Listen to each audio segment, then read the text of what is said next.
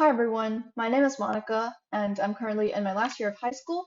I've been a part of the Maths Beyond program for a little bit over a year now, and the purpose of the video today is to just talk about the program from a student perspective, going through what a typical week may look like, as well as answering some questions you may have about it.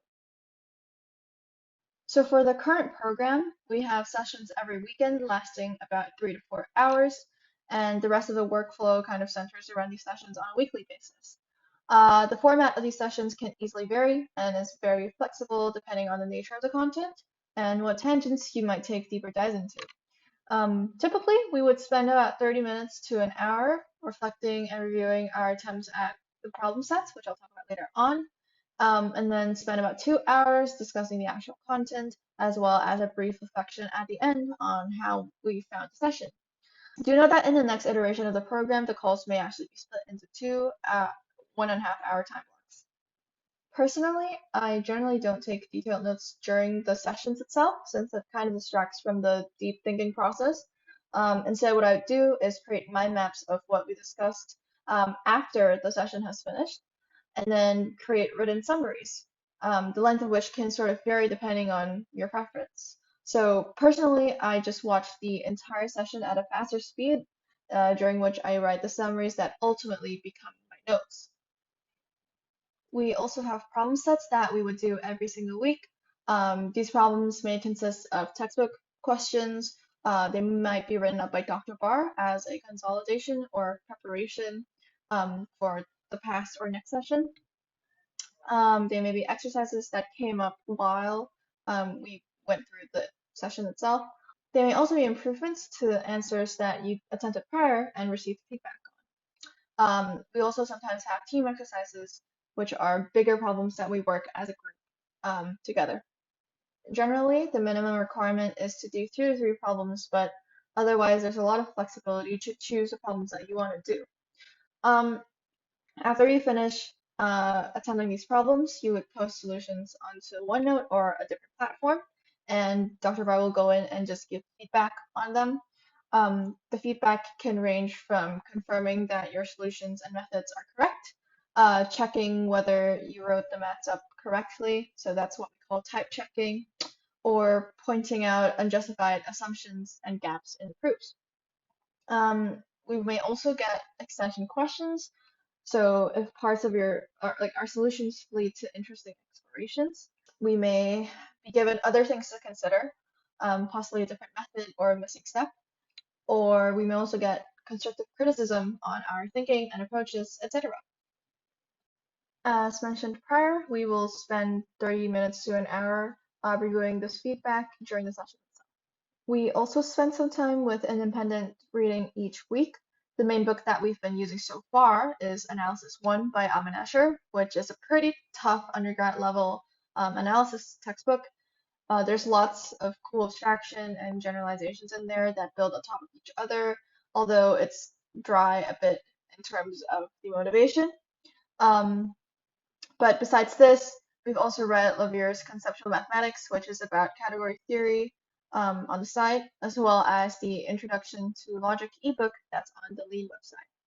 All the information about a typical week is summarized here in this flowchart. The expected time commitment is about 9 hours a week, and we have a breakdown of that here. But in general, if you really want to maximize the benefits, it's definitely recommended to go beyond that. For me and the workflow that I just talked about, I may take anywhere from 12 to 15 hours a week. This varies quite a bit. We've had sessions where most of it was similar to a typical lecture, where you'd be learning and discussing more technical concepts, although you'd be preparing like the definitions or thinking through some of the concepts beforehand and then discuss and build on them during the sessions.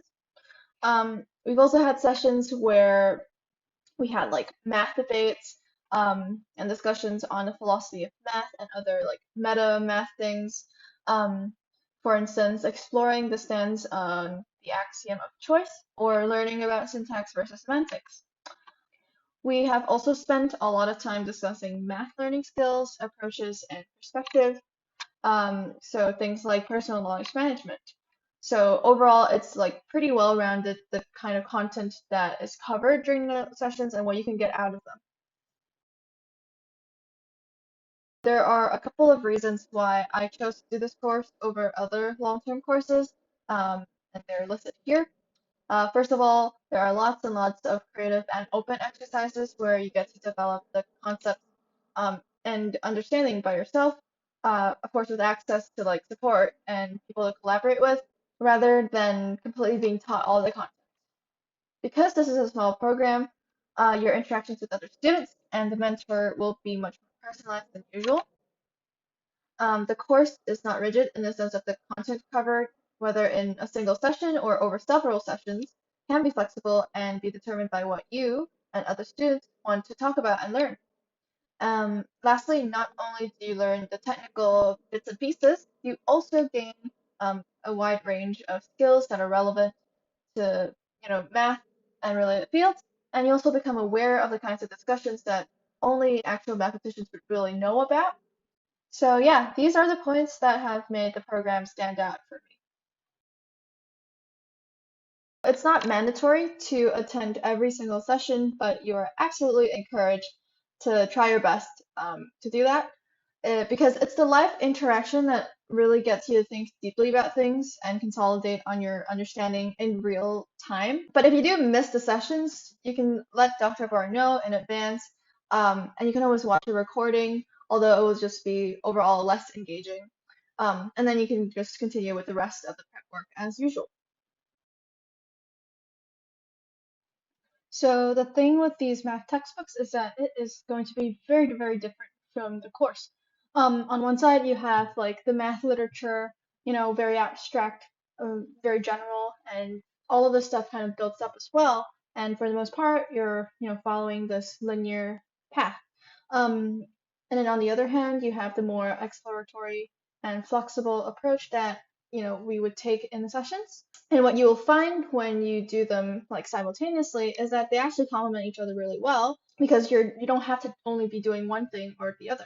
The skills involved in independent reading itself is not something that's easy to learn, especially if you've never had experience with it before. And for me, it's still something that I'm struggling with. But what you need to ensure that you do is that you can break down every single concept to fully understand it, be able to show that they're true, fill in any missing gaps that the author is kind of just assuming, etc.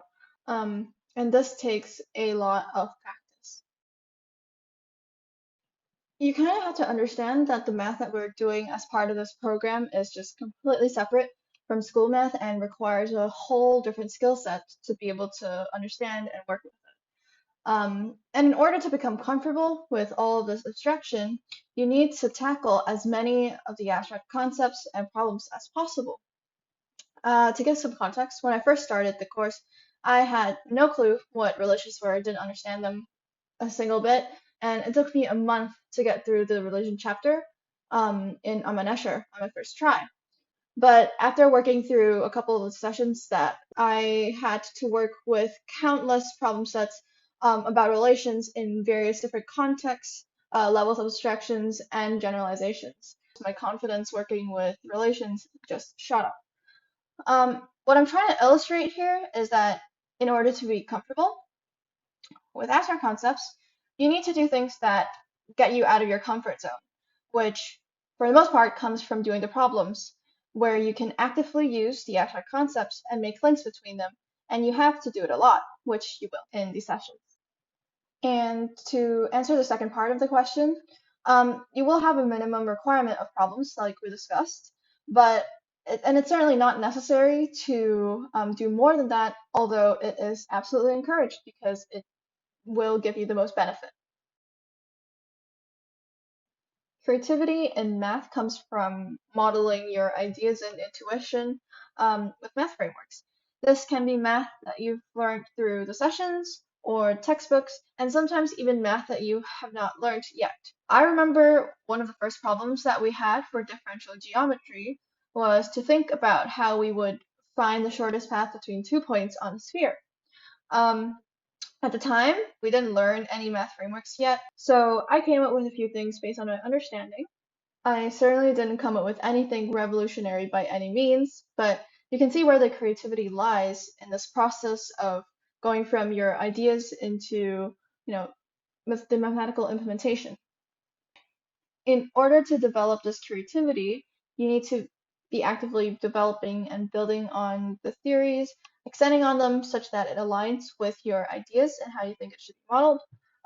You need to be able to look at things from different perspectives, as well as switch between them, and then reflect on the successes and drawbacks of each of these perspectives and models. The most important part is to train your awareness that abstract math is just a result of modeling our ideas and intuition. There can be multiple models for one idea. Doesn't mean all the models are good.